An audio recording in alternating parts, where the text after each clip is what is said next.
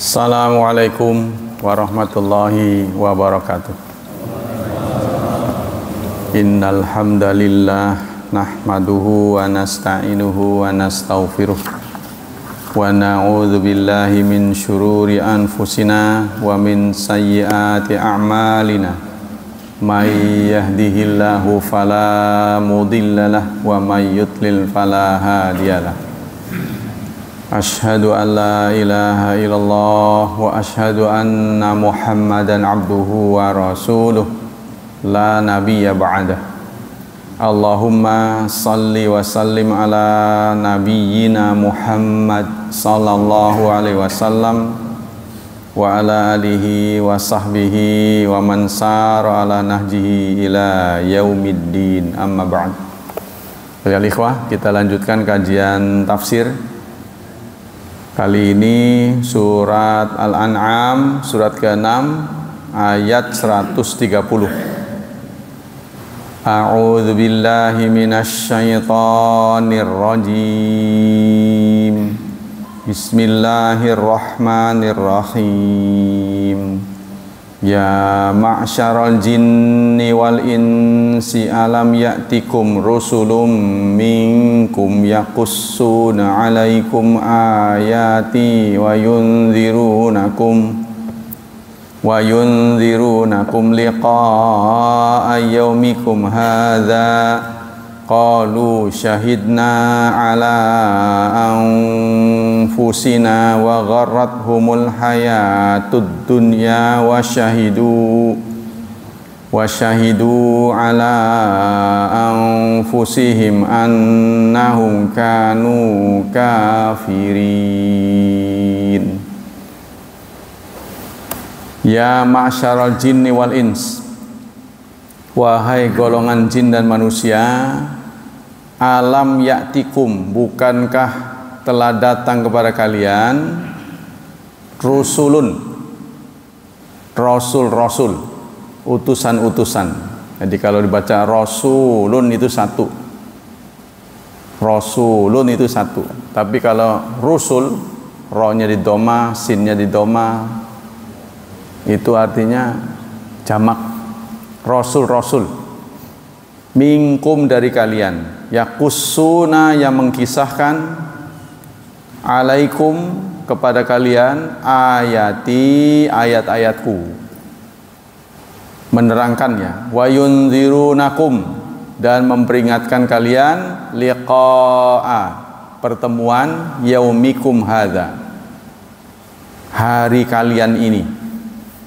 Qalu, mereka menjawab, syahidna, kami bersaksi, ala anfusina, atas diri-diri kami, wa gharrathumul hayatud dunya. Jadi perkataan mereka sampai di ala anfusina, wa gharrathumul hayatud dunya, itu pernyataan Allah, dan menipu mereka kehidupan dunia. Wa syahidu ala anfusihim, dan mereka memberi kesaksian kepada siapa? Pada diri-diri mereka sendiri. Isi kesaksiannya apa? Bahwa mereka dahulu kafir. Nah, jadi yang memberikan titel kafir itu mereka sendiri. Kalau di dunia kan orang kafir nggak mau disebut kafir. Ya, nanti di akhirat mereka sendiri yang ngaku. Ya memang kami kafir, gitu katanya. Menurut informasi ini. Ibnu Katsir berkata, hadza aidan mimma yaqra Allah bihi kafiril jinni wal insi yaumil qiyamah. Ini adalah satu teguran Allah kepada orang-orang kafir, baik jin manusia, di hari kiamat. Haitsu yas'aluhum wa huwa alam hal balagtumur rusul risalatah. Ketika Allah bertanya, apa risalah sudah sampai pada kalian? Ya, informasi tentang ajaran Islam sudah sampai. Wa hadza istifhamu takririn. Ini adalah istifham takrir. Jadi dalam bahasa Arab istifham ada dua, ada takrir, ada ingkar. Orang nanya itu ada dua macam.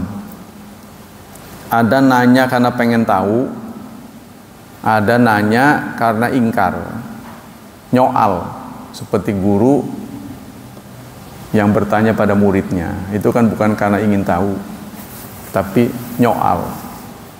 Nah, ini adalah takrir, bertanya, apa belum sampai risalah kepada kalian?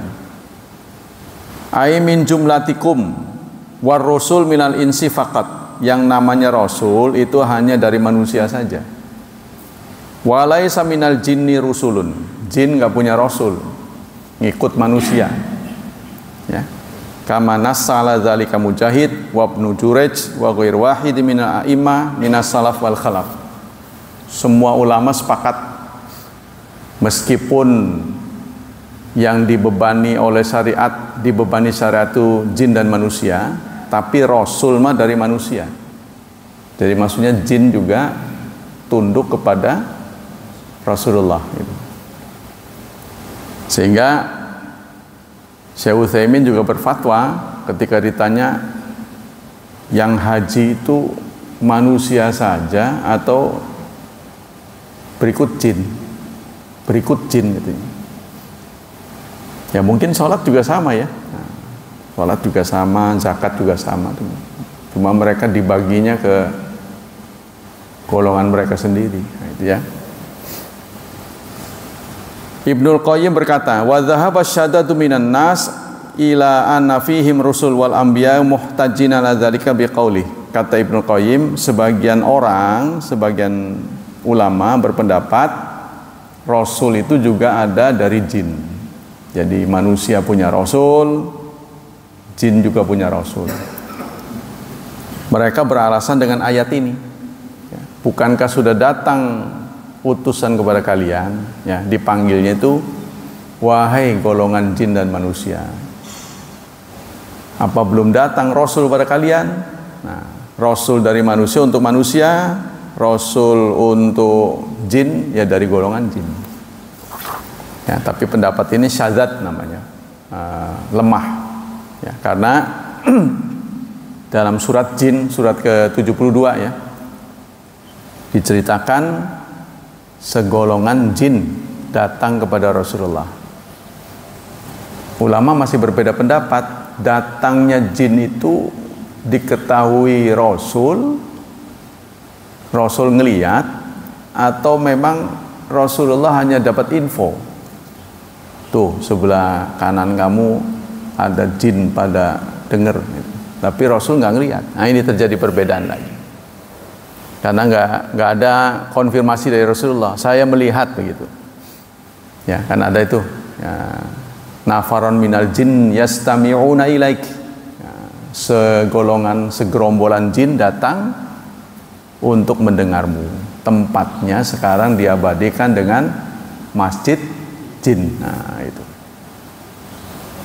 Yang kesono tahu dah, di Madinah ya. Madinah Mekah. Mekah ya, di Mekah itu ada kurang lebih 2 kilo dari Masjidil Haram, itu ada Masjid Jin namanya. Kalau saudara tenget, setiap masuk situs bersejarah itu ada tulisannya, ada plangnya. Masjid ini dinamai dengan Masjid Jin itu. Dalam 2 bahasa Arab dan Inggris. Nah, masjid ini masjid jin, dikisahkan bla bla bla bla bla, ayatnya ini, hadisnya ini. Biasanya begitu, diplang gitu. Kata Muhammad Rashid Ridho, qalu syahidna ala anfusina hadza ma hakahu ta'ala min jawabihim anis su'al indama yu'adzana lahum fi ba'di mawaqifil qiyamah bil kalam. Ini adalah pengakuan mereka saat mereka diizinkan bicara. Nanti di hari kiamat nggak semua tempat diizinkan bicara. Nah, kali ini mereka diizinkan bicara. Benar nggak sudah datang kepada kamu Rasul? Lalu gimana sikap kalian pada Rasul itu? Nah, itu mereka sendiri ngaku. Wa sama mawaqifun ukhra la yantiquna biha wa la yu'dzanu lahum faya'tadzirun. Nanti ada tempat lain yang mereka tidak diizinkan bicara. Ya, dan menyampaikan uzur, menyampaikan alibi. Kenapa kamu nggak sholat? Itu ada satu tempat yang mereka nggak bisa bicara. Wala taqulu illa hamsa, kecuali bisik-bisik. Wa mawaqif yukadzibuna fiha ala anfusihim bima yunkiruna min kufrihim wa amalihim wa taqaddama syai'un min dzalik. Dan ada lagi satu tempat kelompok-kelompok orang kafir yang malah menyanggah kan, dalam surat 7 ayat 172 ya, ada kata-kata begini. Allah wanti-wanti, antaqulu yaumal qiyamah inna kunna apa itu? Udah bukan. Wa laqad dzara ibni adam dzurriyyatan wa asyhadu ala anfusihim wa qalu apa itu? Surat 7 ayat 172 lah. Min dzurriyyat wa asyhadu ala qalu syahidna qalu bala syahidna an taqulu yaumal qiyamah inna kunna an hadza ghafilin. Jangan sampai kamu mengatakan nanti di hari kiamat kami ghafil, kami lupa akan hal ini. Au taqulu, atau kalian beralasan innama kunna dzurriyyatan min ba'dihim. Kami ini cuma anak-anak yang menyebabkan musyrik kami ini bapak-bapak kami. Jadi tolonglah jangan disalahkan, gitu ya. Allah sudah wanti-wanti, kedua alasan ini tidak boleh disampaikan. Surat 7 ayat 172 dan seterusnya. Wa jawabum hadza wajizun yadullu ala annahum ya'tarifuna bi kufrihim wa yaqirruna bi ityani rasul wa bulughihim da'watahum minhum aw mimman naqala anhum wa annahum kadzdzabu wattaba'u ahwahum. Semuanya mereka akui, ya. Kesalahan-kesalahannya mereka akui. Lalu Allah menyebut pangkal dari kesalahan mereka itu apa? Ya ini ayatnya. Wa gharrathumul hayatud dunya. Mereka tertipu oleh kehidupan dunia. Ay gharrahum mata'al hayatid dunya minasyahwat wal mal wal jah wa hubur yasa wa sultan 'alan nas. Artinya mereka tertipu kesenangan hidup dunia, syahwat, ya tiga tak. Ya, dunia itu isinya 3 tak, yaitu harta, tahta, dan wanita. Ini yang membuat mereka tertipu. Wa rawahu an da'wati rusul fi asrihim anna tiba'um iyaha bi yaj'alur ra'isa minhum mar'usan. Kenapa mereka bisa bersikap seperti itu? Mereka melihat, mereka beranggapan min da'wati rusul fi asrihim, bahwa kalau mengikuti jejak Rasul, ya, annatiba'um iyahum yaj'alur ra'isa mar'usan, nanti yang kepala jadi bawahan. Jadi mereka beranggapan kalau mengikuti dakwah nanti menjadi rendah, derajatnya turun. Ya, gitu ya. Lidu'afail mu'minin fi jamil huquq wal muamalat, karena bertemu dengan orang-orang dhaif. Nggak selevel dengan saya, sholat berjemaah dengan orang-orang kere. Jadi kepala-kepala kantor, direktur-direktur, dosen-dosen nggak pernah turun ke masjid, karena mereka melihat ini jamaah terbelakang. Ya. Waqad yukrimuna alai bima yufaddalun, padahal mereka sehari-hari dihormati. Bima yufaddalun, dengan apa-apa yang mereka miliki, minat taqwa wa salih a'mal. Wa kadzalika halu man ala maqrabati minar ru'asa wa zu'ama. Begitu juga orang yang dekat-dekat penguasa. Ya. Bisyaja'atihim, dengan keberanian mereka, au sarwatihim, atau sarwat. Sarwat itu kekayaan. Mereka punya kekayaan, dekat dengan penguasa. Au asobiyah, atau fanatisme. Fahaula kanu yakfununa bi rusul. Maka semua mereka itu kebanyakan mendustakan risalah, mendustakan ajaran Islam. Ya. Kufra kibrin, kekafiran mereka itu karena kibir, sombong, merasa punya, ya, nggak mau dekat-dekat dengan orang-orang yang biasa menjalankan ajaran Islam. Yuqalliduhum fi katsir min atba'ihim taqlidan, karena mereka pengikutnya udah banyak.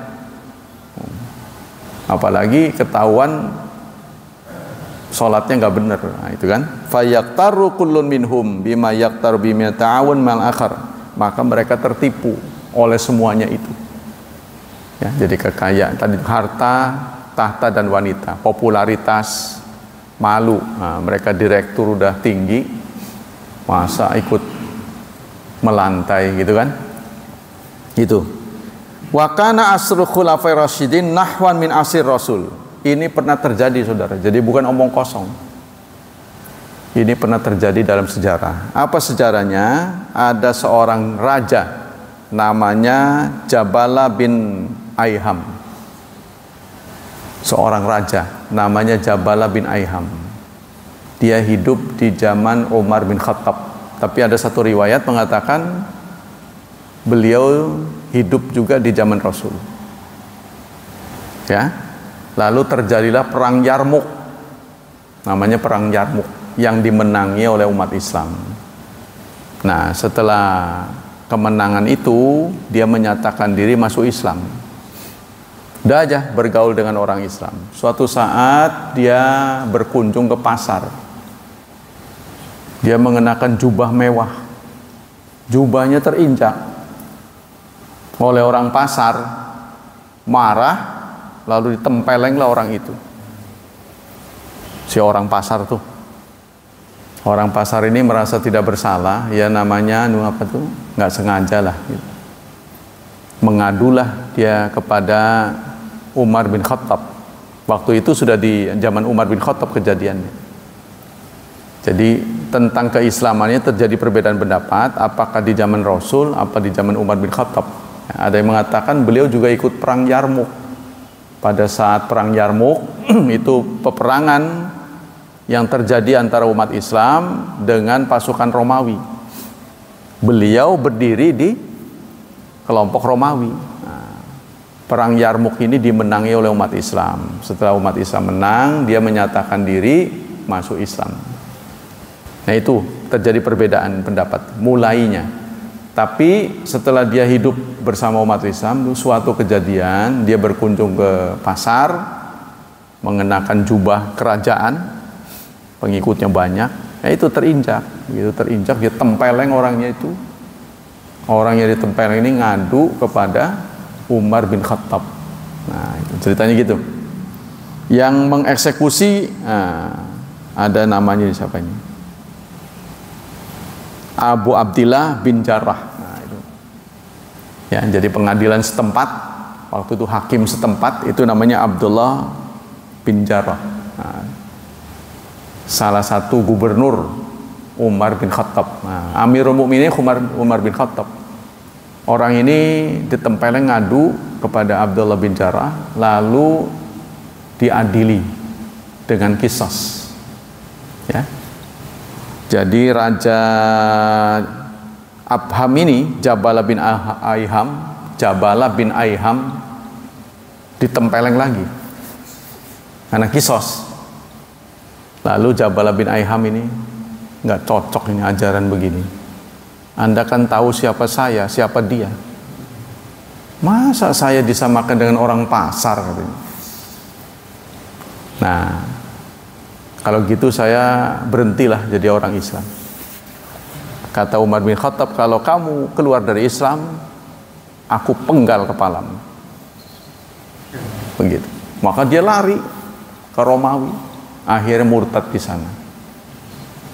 Ini menjadi pelajaran bagi kita, makanya itu hati itu bisa berubah kapan saja.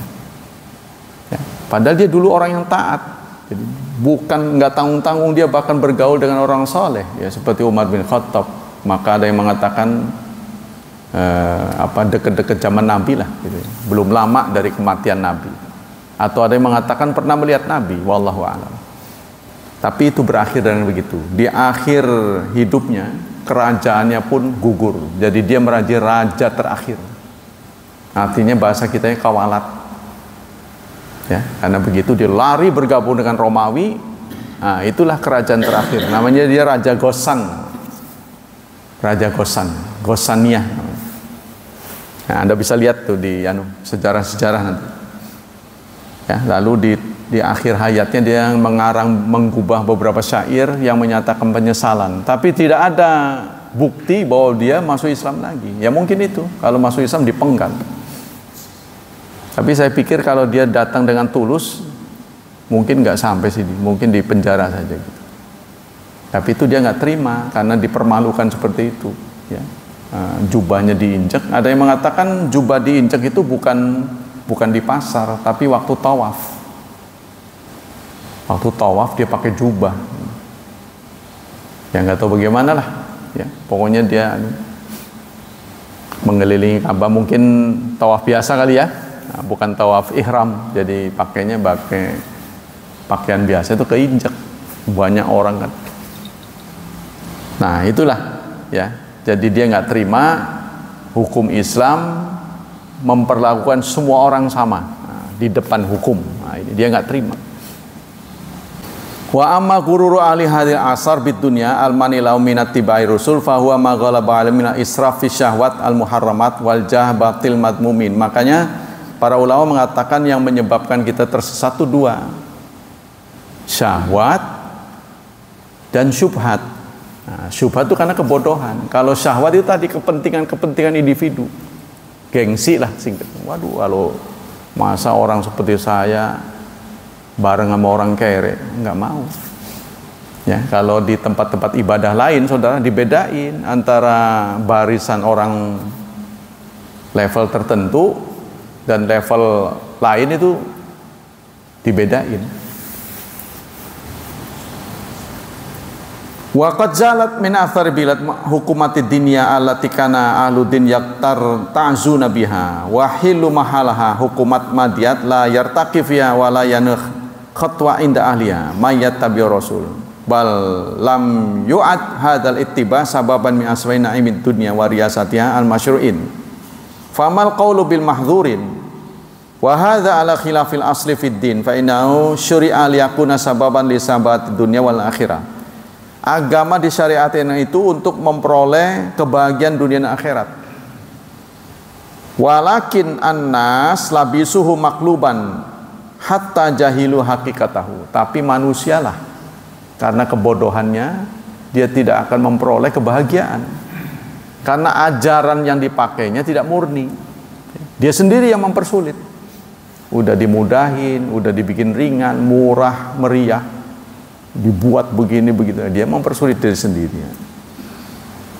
Fa innahu, sudah ya, wala siyama dinul Islam al kamil mukmil, apalagi agama Islam yang sempurna dan menyempurnakan al mutammim bijam'ihi ala hajati rohi wal jasad, yang memenuhi kepentingan roh dan jasad.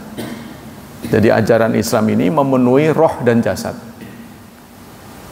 Jasad kita diperhatikan, ya. Tidak boleh tampil kumel, sakit diobati, kan begitu. Tidak boleh dibiarkan sakit. Makanya puasa bukan untuk menyengsarakan. Kalau seseorang berpuasa sengsara, maka dikurangi bebannya. Wa in kuntum mardha aw ala safar fa iddatum min ayyamin ukhra. Jika kamu sakit, ini kan menyebabkan puasa nggak nyaman. Atau kamu dalam perjalanan, puasamu jadi gak nyaman, fa'iddatum min ayyamin ukhar, silahkan berbuka dengan catatan di qada di hari yang lain. Nah ini kan perintah Allah tidak membuat kita sengsara. Tapi wa antasumu khairul lakum, sepanjang kamu bertahan, tolonglah puasa, karena puasa lebih baik. Nah, ini. Kalau tidak mengganggu, tapi kalau terganggu dengan sakit, jangan puasa. Sehingga dalam sebuah hadis disebutkan laisa minal bir minam biri asyam fis safar, bukan suatu kebaikan lagi safar berpuasa. Kita lanjutkan. Wa jami'u masalil sima wasiyada bil haq walau kana li Islam malikun. Nah, seandainya orang Islam mempunyai raja qawiyun yang kuat fi hadzal asr, di zaman sekarang, lakul fil labisina libasahu an-nifaq wal fusuk, niscaya kamu akan berani, punya keberanian untuk mengatakan kepada penjahat, yang munafik, yang fasik, da'il kufra wal muruk. Tinggalkanlah kekafiran dan kepura-puraan. Pasti kita punya keberanian kalau kita dipimpin oleh raja yang kuat, pembela Islam. Nah sekarang itu gerakannya untuk mengumpulkan suara. Nah, maka kita hati-hati. 5 menit dalam kotak suara menentukan nasib 5 tahun. Ada yang mengatakan musyrik, udah menepi aja. Itu justru beruntungan buat mereka, keberuntungan. Dan suaranya nggak ada kita, nambah banyak. Ya kita terserah Anda lah. Namanya milih kan. Namanya milih kan, boleh memilih untuk tidak memilih, boleh kan? Kan merdeka, milih. Memilih untuk tidak memilih boleh. Kalau Anda merasa ragu ya jangan pilih. Jangan maki-maki orang. Tapi ingatlah, politik itu menentukan banyak perubahan. Ya, kita ngomong sampai berbusa pun nggak ada artinya dalam masjid. Tapi kalau pemimpin politik yang ngomong, banyak perubahannya. Maka kita tolong milih yang saleh sebisa kita. Ya, nggak bisa sih yang ideal, nggak bisa. Tapi yang seadanya, yang terbaik saja. Yang jelas-jelas menghalangi Islam, mempersulit kita, jangan dipilih lagi. Itu hak kita.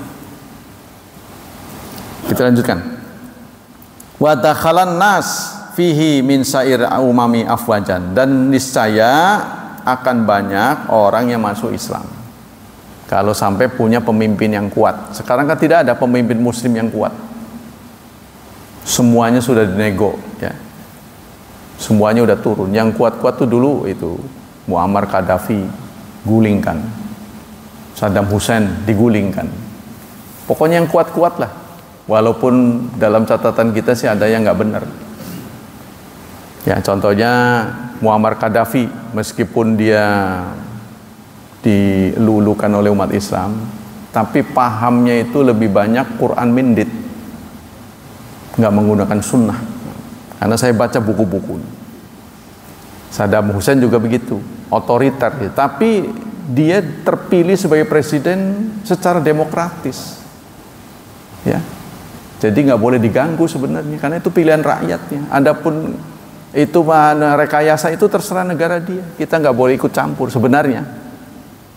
Nah, kenapa kita ikut campur? Karena ada berita dia menanam nuklir, kayak gitu kan? Tapi nggak terbukti, sampai perang usai nggak terbukti. Itu hanya isu-isu saja. Wa syahidu ala anfusihim annahum kafirin, dan mereka bersaksi bahwa mereka atas diri mereka, bersaksi atas diri mereka. Kalau di dunia kan kita bersaksi atas diri orang lain. Ya, jarang kita bersaksi untuk diri kita yang merugikan, kan jarang kan? Biasanya kan kita bela diri, bunuh diri mah jarang, itu kan? Artinya kita memberikan kesaksian yang menyudutkan kita sendiri, kan jarang. Nah ini terjadi di akhirat nanti, mereka bersaksi untuk menyudutkan mereka. Mereka bersaksi atas diri mereka. Apa isi saksinya? Mereka adalah kafir. Nah, kalau di dunia dikatain kafir kan nggak mau. Sebut non Islam lebih terhormat katanya. Ya, sebutin non Islam katanya. Wa syahidu fi dzalikal mauqif min mawaqif dzalikal yaumi itakum hujjatu alaihim bi annam kanu fid dunya kafirin bitilkal ayat wan nuzur allati ja'a biha rasul. Sebab dikeluarkan bukti-bukti. Jadi mereka menilai diri sendiri bahwa mereka bersalah. Ya, kami bersalah. Idla yajiduna fi majal nikizbi wal mukabara wal ta'wil. Karena pada waktu itu tidak ada lagi kesempatan untuk berdusta. Ya mau dusta bagaimana? Al yauma nakhtimu ala afahihim wa tukallimuna aydihim wa tashhadu arjuluhum bima kanu yaksibun. Pada hari itu kami bungkam mulut mereka. Kami persilahkan tangan bicara, kaki menjadi saksi atas perbuatan yang mereka lakukan. Nanti di ayat yang lain ada kulit-kulit pun bicara. Kulit-kulit tubuh kita merekam semua perbuatan kita. Kan kita tidak mungkin hidup tanpa kulit. Ya, tanpa baju aja kedinginan, bagaimana tanpa kulit? Kulit-kulit ini akan menjadi saksi. Jadi kita tidak berkutik gitu loh. Sudah ada bukti, mau ngomong apa lagi, ya udahlah. Ya itu saya yang lakukan. Nah, itu.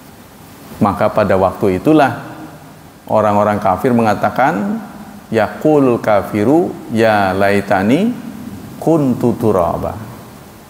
Menyaksikan kepedihan, mereka juga menyaksikan jangankan orang, binatang saja diadili oleh Allah. Tapi bedanya binatang setelah diadili dimusnahkan.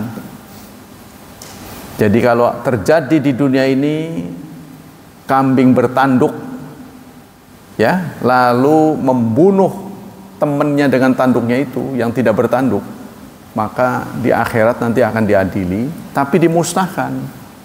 Orang kafir menyaksikan itu, maka dia mengatakan kepengen kayak mereka itu, ya ngaku salah tapi sudah dimusnahkan aja, pengennya begitu, nggak ada kelanjutannya.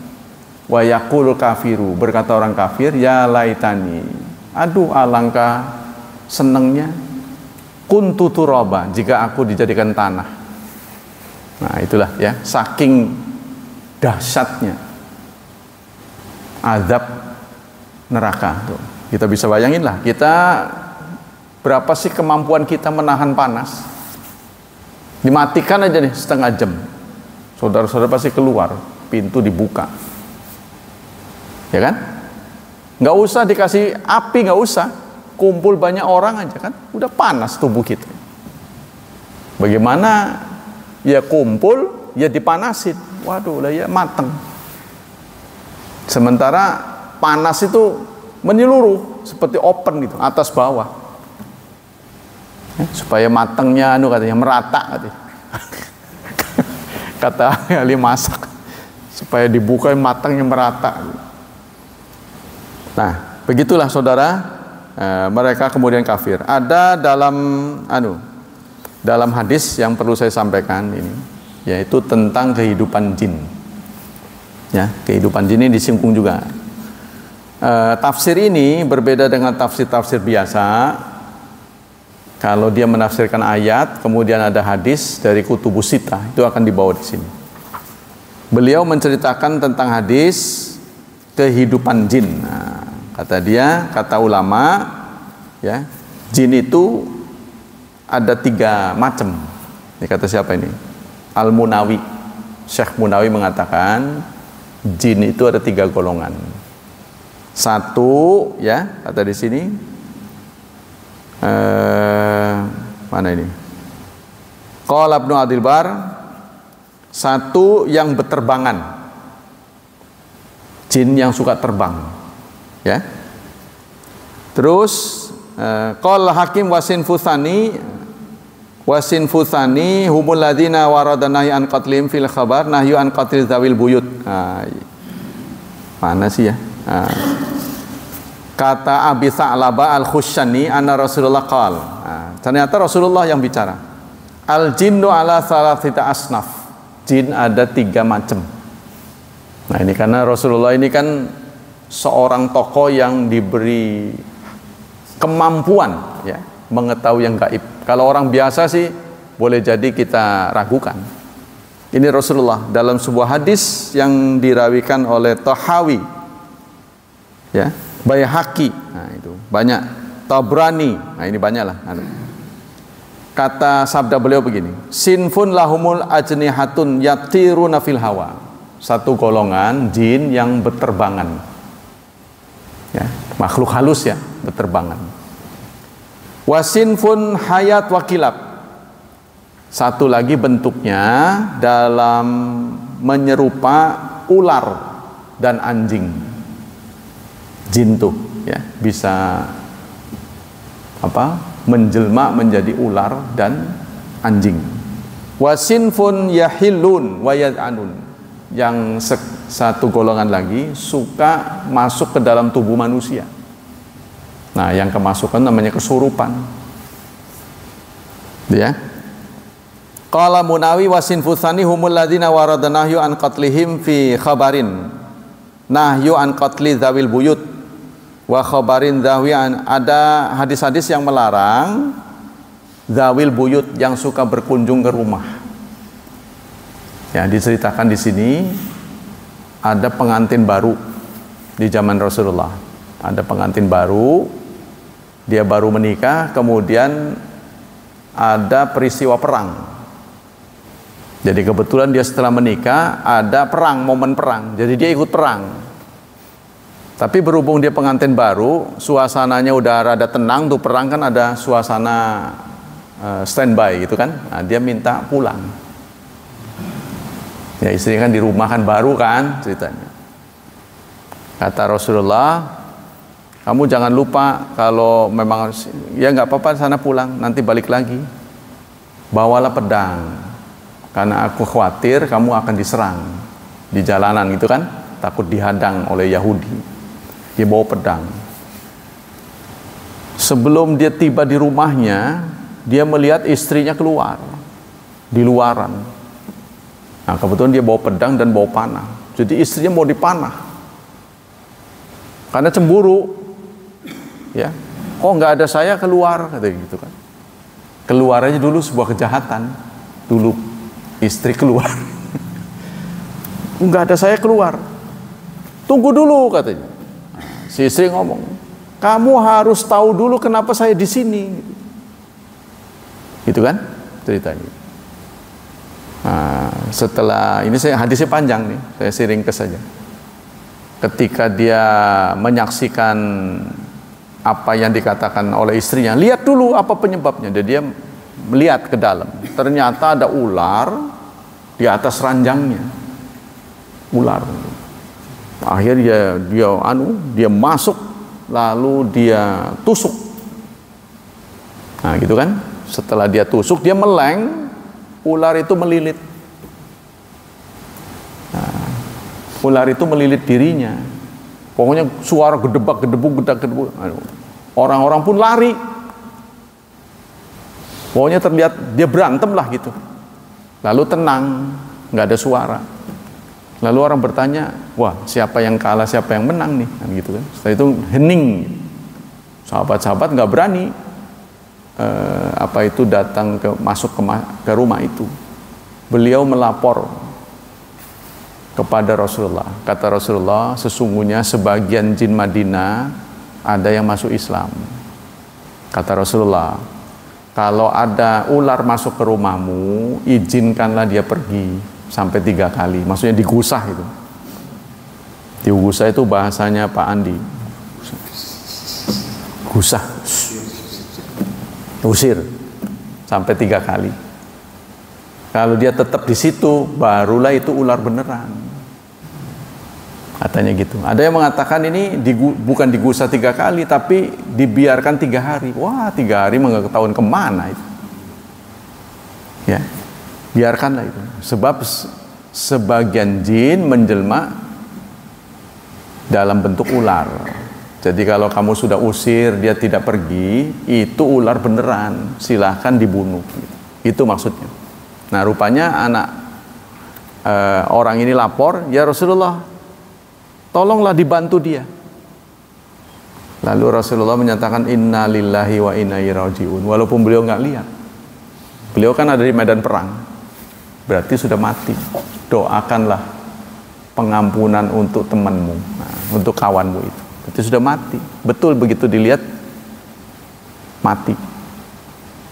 Itu padahal pengantin baru, gitu ya.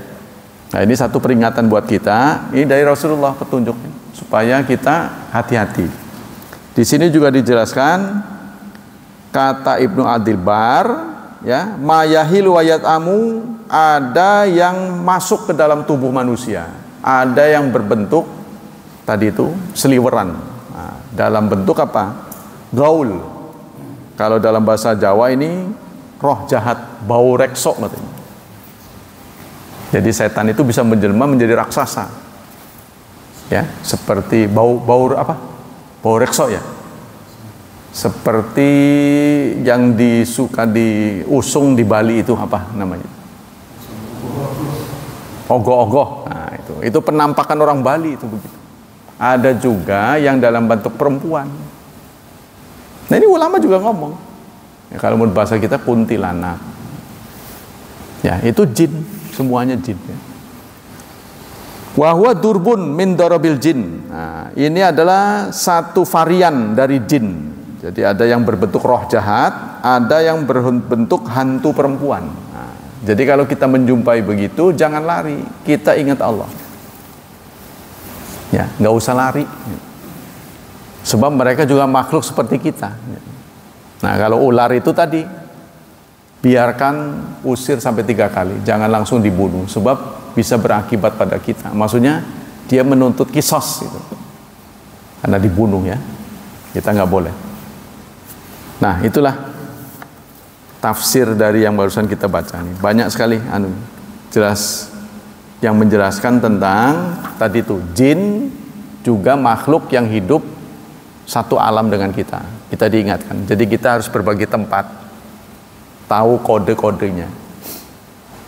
Kalau kita jangan beristinja dengan tulang dari binatang yang halal buat kita, itu makanan mereka tulang. Kata Ustadz Mas'udi, iya tuh katanya, jewang hajatan mah, orang hajatan itu kan sampahnya dikumpulin tulang-tulang itu, udah numpuk sekian, besok paginya nggak kalong kata dia. Tahu kalong nggak berkurang, kan numpuknya segitu tuh, sorenya itu sampah-sampah dari hajatan. Saya lihat paginya nggak berkurang, ini kayak ngukur aja. Kata hadis ini, jadi makanan jin itu tulang. Ya, jadi kalau kita ada tulang, cepet singkirin gitu supaya jin nggak masuk ke rumah kita. Gitu kan? Kalau ada sesangkrah tulang, segera tempatin di sampah. Nah, kita juga tidak boleh. Kenapa kita tidak boleh istinja? Kan dengan batu boleh. Ya, Rasulullah pernah diberi 2 batu, 1 kotoran. Nah, dia tidak mau. Rasulullah nggak mau. Ya, sebab tulang dan kotoran itu makanan jin. Tulang itu makanan jin, kotoran dari binatang yang halal itu makanan kendaraan mereka. Jadi binatang kendaraan jin ini makannya kotoran. Nah, kita wallahu alam ini, dunia gaib ya. Nah, itulah tafsir dari ayat ini.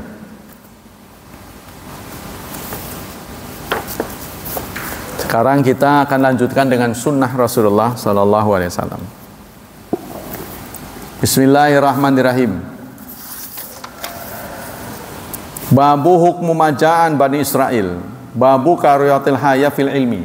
Bab larangan malu dalam soal ilmu. Larangan malu. Kemarin sudah diceritakan, ada seorang wanita namanya Zainab bintu Ummi Salamah bertanya pada Rasulullah, ya Rasulullah, innallaha la yastahi minal haq. Allah tidak malu untuk menyampaikan kebenaran. Fahal alal mar'ati min ghuslin idzah talamat. Apakah perempuan wajib mandi kalau dia mimpi? Maksudnya mimpi bersetubuh. Perempuan kalau mimpi bersetubuh wajib mandi enggak? Nabi menjawab, idza ra'atil ma, jika dia melihat cairan. Nah, cairan ini ditafsirkan kemarin saya sudah sampaikan oleh ulama-ulama mani. Ya, kalau maninya keluar. Ya, dalam sebuah majlis saya pernah ditegur oleh dokter ahli kandungan. Dia mengatakan perempuan seumur hidup tidak pernah memproduksi mani. Saya penasaran, ternyata Rasulullah nggak bicara mani, air. Jika si perempuan itu melihat cairan, bukan melihat mani. Nah, inilah bedanya wahyu dengan ijtihad. Karena ulama nggak tahu, rata-rata ulama ini kan laki-laki, jadi nggak tahu persis tentang diri perempuan, jadi menafsirkan mani. Jadi kita kembali sini. Setelah Rasulullah mengatakan, ya, jika perempuan itu melihat cairan, faqatat Ummu Salamah. Ummu Salamah menutupi mukanya malu. Wa qalat ya Rasulullah, wa tahtali mar'ah, apa perempuan juga mimpi? Mimpi gituan, gitu singkatnya. Qala na'am. Ya. Ya, jadi omongan Rasulullah nggak pernah luput soalnya. Jadi nggak pernah meleset gitu loh. Sehingga orang ngeri itu, semua beritanya itu benar. Seperti tadi ya, Rasulullah nggak melihat orang itu berantem sama ular. Rasulullah memberi komentar, mintakanlah istighfar pada Tuhanmu untuk temanmu. Oh, sahabatnya udah tahu, oh mati. Padahal belum diberitahu. Nah, kita lanjutkan. Taribat yaminuka, fafima yushabbihuha waladuha. Kalau masa si perempuan keluar ya Rasulullah? Kalau tidak keluar, kok ada anak yang mirip ibunya? Nah, maksudnya dalam reproduksi anak itu kalau nggak ada keterlibatan diri perempuan, kok kenapa bisa muka anunya itu kadang ya satu saat pernah ada tuntutan karena anaknya tuh nggak mirip bapak, nggak mirip ibu. Ya, si laki-laki nuntut pada Rasulullah supaya ini dirajam istrinya. Ini bukan anak saya ini. Nah, maka kata Rasulullah, kau perhatikanlah kambing itu. Kok pejantannya itu, betinanya itu kok anaknya beda, belangnya beda. Nah, Rasulullah pernah memberi petunjuk, begitulah juga manusia. Ya, kadang-kadang memang ayah ibunya sesuai itu, tapi anaknya beda banget, enggak seperti ibunya, enggak seperti bapaknya. Cuma memang berbahaya kalau seperti tetangganya nih. Bahaya ini. Wah, kok mirip tetangga ini, bahaya. Tapi meskipun begitu tidak bisa dituduh sebagai zina sebelum ada bukti. Begitu maksudnya. Hadis yang kedua, hukum majamin Bani Israel, hukum berita yang kita terima dari Israel, Bani Israel. Dari Abi Hurairah, kana ahlul kitab yaqra'una Taurat bil Ibraniyah. Ahli Taurat ini kitab yang diturunkan kepada Yahudi ya. Mereka membaca dengan bahasa Ibrani. Jadi bahasa Taurat itu Ibrani. Sementara Injil bahasanya Suryani. Suryani yang suka jadi nama di Indonesia itu ternyata nama bahasa. Jadi ada Ibrani, ada Suryani, ada Arab. Ya. Mereka membaca Taurat dengan Ibrani dan menafsirkannya dengan Arab untuk orang Islam. Jadi untuk orang Islam mereka terjemahkan menggunakan bahasa Arab. Lalu Rasulullah memberi komen, la tusaddiqu, jangan kalian benarkan, jangan pula kalian dustakan. Ya, katakanlah kami beriman pada Allah dan apa yang diturunkan pada kami. Jadi singkatnya, kalau ada berita dari Bani Israel, ya, jangan kalian dustakan, jangan kalian percaya. Kenapa? Karena kita nggak punya modal. Waktu itu umat Islam banyak yang belum mengerti bahasa mereka. Tuh. Apakah yang mereka terjemahkan itu sama nggak dengan aslinya? Maka itu kemudian di hadis yang lain, ya, sahabat diminta untuk mempelajari bahasa. Nah inilah ya pentingnya bahasa. Jadi banyak orang yang berkata kunci dari ilmu pengetahuan itu dua. Satu bahasa, yang kedua berpikir rasional. Supaya orang berpikir rasional itu harus terlatih dengan belajar matematika. Karena matematika itu mengajarkan kita berpikir rasional. Kalau kita menguasai matematika itu kita mikirnya rasional, waras gitu ya. Itu berdasarkan ilmu pengetahuan. Kunci itu bahasa dan berpikir sehat. Maka Rasulullah saat beliau ada peralihan itu ilmu pengetahuan, ya, lalu beliau menyuruh Zaid bin Thabit. Nah, diceritakan ini. Dari Zaid bin Thabit qala, beliau berkata, amarani Rasulullah menyuruh aku. Nggak disebutkan yang disuruh apa, suruh belajar bahasa. Karena mereka bergaul dengan orang-orang asing lah singkatnya, orang Yahudi ini. Nipu apa enggak nih? Karena kebiasaan mereka nipu. Bagaimana kita tahu tertipu atau tidak? Kita pelajari bahasa mereka. Fata'alamtu lahu kitab Yahudi, maka aku mulai belajar bahasa Yahudi. Ya, bahasa Ibrani tadi. Wa qala inni wallah. Rasulullah mengatakan demi Allah, aku nggak percaya terhadap Yahudi atas tulisanku, ya, ala kitabi. Jadi maksudnya gini, kalau ada utusan menggunakan bahasa Yahudi, lalu kan dibalas oleh Rasulullah, ya, dibalas oleh Rasulullah, nanti diterjemahkan lagi ke bahasa Ibrani. Nah, saya belum percaya ini isinya benar nggak? Kan saudara suka lihat tuh, ketika presiden menjamu, ya, menjamu tokoh lain yang beda bahasa, yang dia nggak ngerti bahasanya, baik presiden kita yang nggak ngerti atau mereka yang nggak ngerti, pasti ada translator, ya kan? Nah itu semuanya bukan sembarang orang itu, tidak sembarang orang itu. Mereka ini adalah para ahli terjemah yang sudah disumpah. Karena itu urusan yang sangat sensitif, kalau sampai salah, ya, contohnya kalau dalam bahasa Inggris itu antara 15 dan 15, 50 dan 15, itu kan bedanya sedikit, N-nya saja. 15, 15, 50, 50. Kan sangat sensitif itu. Ini harus betul-betul tegas itu. Nah, maka Rasulullah juga begitu. Ya, meminta kepada Zaid bin Thabit, karena saya tidak merasa aman terhadap tulisan-tulisan Yahudi nih. Kalau Rasulullah menjawab menggunakan tulisan Arab, lalu nanti diterjemahkan ke orang Yahudi pakai tulisan Yahudi oleh orang-orang tertentu. Aman nggak ini peralihan bahasa ini? Ya, karena peralihan bahasa itu pasti akan peralihan ini. Ada yang kurang, ada yang lebih. Contohnya dalang lah, kan menggunakan bahasa Jawa.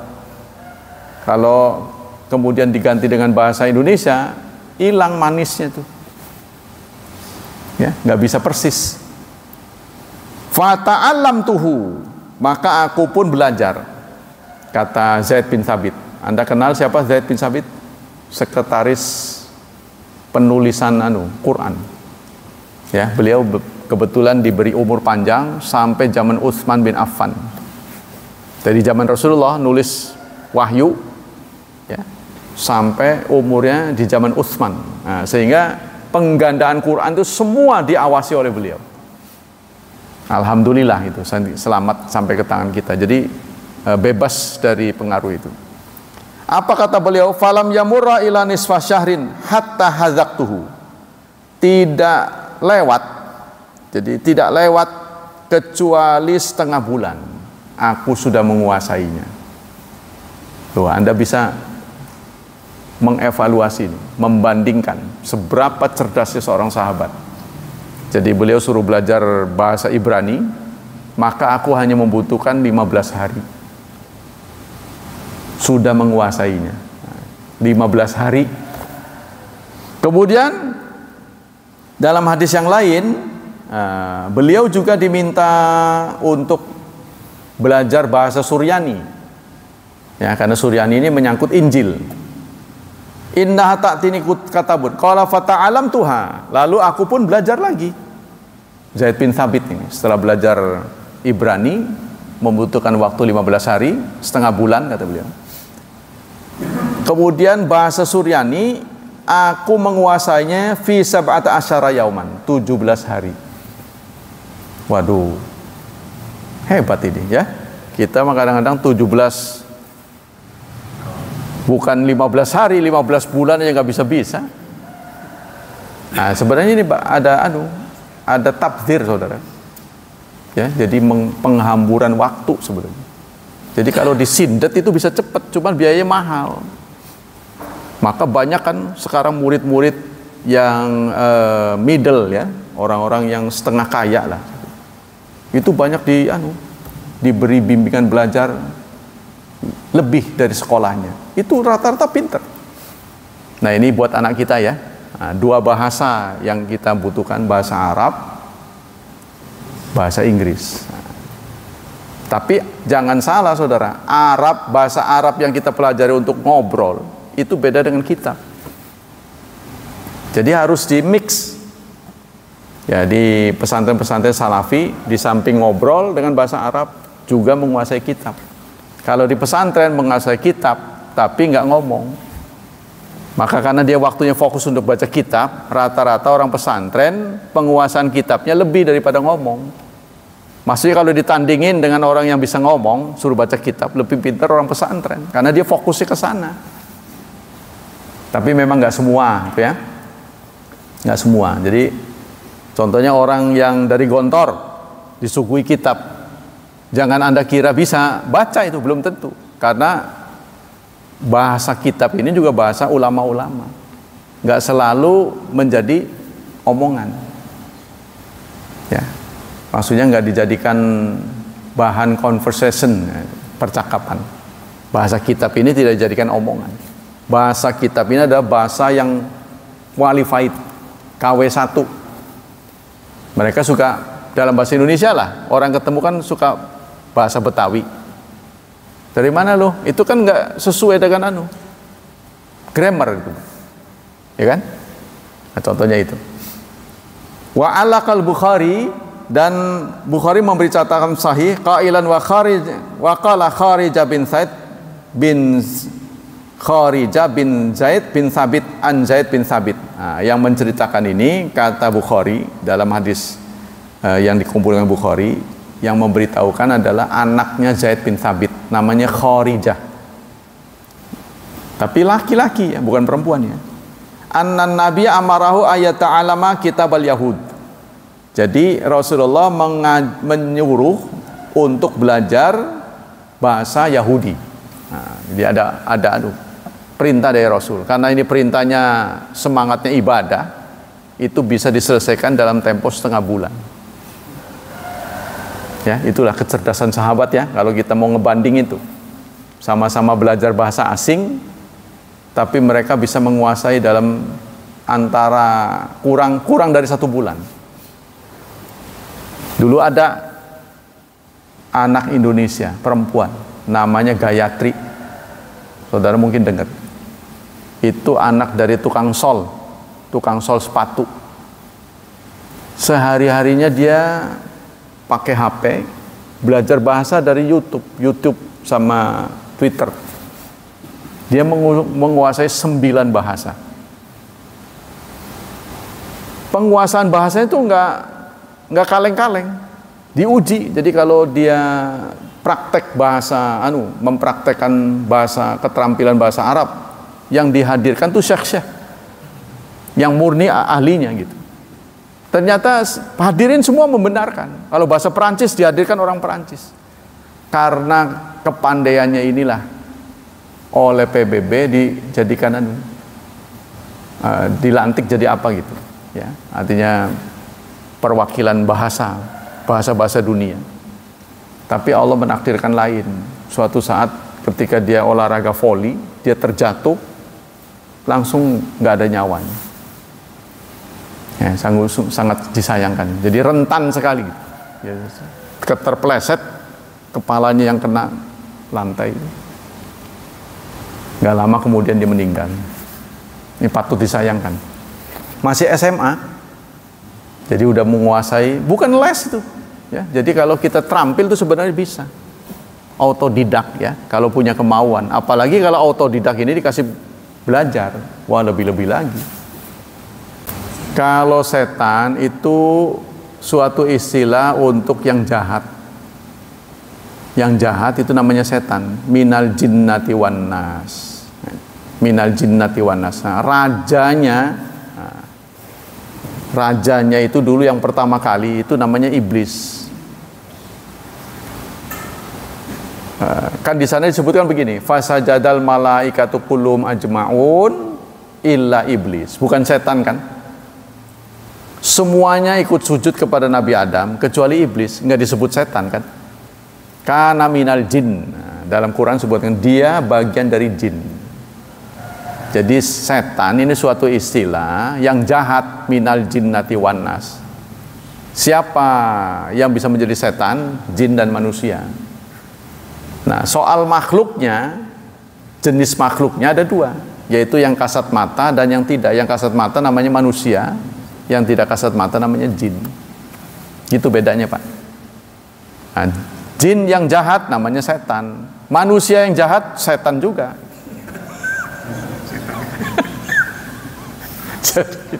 Wala tattabi'u khutuwatis syaiton, janganlah ikuti langkah-langkah setan. Kalau setan itu artinya memedi, nggak usah disuruh itu.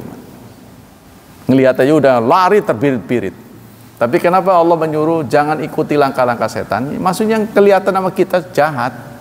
Mau yang kasat mata atau yang nggak kasat mata, yang jahat itu setan. Jangan diikuti. Gitu maksudnya, Pak. Nah, kalau lebih jauh tentang jin bagaimana, ya tadi keterangannya ada 3 macam. Ada yang berterbangan, ya, ada yang masuk ke tubuh manusia, tuh. Terus ada lagi yang apa tadi? Ya, dalam bentuk binatang. Nah, itu mereka nggak tahu lah bagaimana jenisnya, itu kata-kata ulama, karena saya juga nggak paham. Jelasnya sikap kita terhadap binatang yang masuk ke rumah, ada beberapa binatang yang suka dirasuki setan, dirasuki jin. Ular, kecoa, tikus, kalajengking. Nah, ini binatang-binatang yang boleh dibunuh, tapi beri kesempatan mereka, terutama ular. Ya, di sini ada 3 versi. Ada yang mengatakan 3 hari diberi kesempatan. 3 hari yang nyelempetnya kemana nggak tahu. Ya, ada yang mengatakan 3 kesempatan diusir. Kalau dia tidak mau pergi, berarti itu asli. Ya, silahkan dibunuh. Kadang-kadang kita tinggal tahu-tahu nggak ada. Nah, ya, jadi ada begitu juga kalau saudara baca Quran malam hari ada suara-suara, itu biarin aja, karena boleh jadi itu juga malaikat. Nah, ini pernah terjadi zaman sahabat, rumahnya dekat kandang kuda. Saat dia baca Quran, kudanya itu meringkik. Tapi kalau dia berhenti baca, kudanya diam. Baca lagi, begitu lagi. Akhirnya dia berhenti baca. Ini jadi bikin berisik. Besok paginya disampaikan pada Rasulullah. Lalu Rasulullah memberikan arahan, sebaiknya kamu jangan berhenti, karena itu kerumunan malaikat. Kerumunan malaikat yang mungkin dilihat oleh si kuda, gitu loh. Sehingga kuda itu bereaksi. Sebaiknya kamu jangan berhenti, karena malaikat-malaikat itu mengerumunimu dan mendoakanmu. Nah, itulah petunjuk kita. Jadi kalau ada suara-suara, kita nggak usah takut, amati aja, maling bukan gitu. Ya, siapa tahu itu ada makhluk-makhluk yang tidak kasat mata, yang justru tadi itu bisa jadi malaikat, bisa jadi tidak, mengganggu apa enggak. Nah, kadangkala dalam bentuk tadi ular. Ada beberapa binatang, saya lupa lah, dalam hadis-hadis itu yang menjadi langganan kesurupan jin tadi. Itu, Pak. Masih ada yang lain? Tidak ada, ya?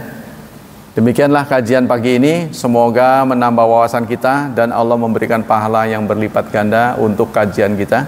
Semoga Allah tetap melindungi dan menyelamatkan kita dari wabah dan fitnah, dari syubhat dan syahwat, serta Allah berkenan memberikan masa depan yang cerah buat putra-putri kita, membimbing mereka menjadi hamba Allah yang saleh dan salihat. Subhanakallah wa bihamdik, asyhadu an la ilaha illa anta, astaghfiruka wa atubu ilaik. Wassalamualaikum warahmatullahi wabarakatuh.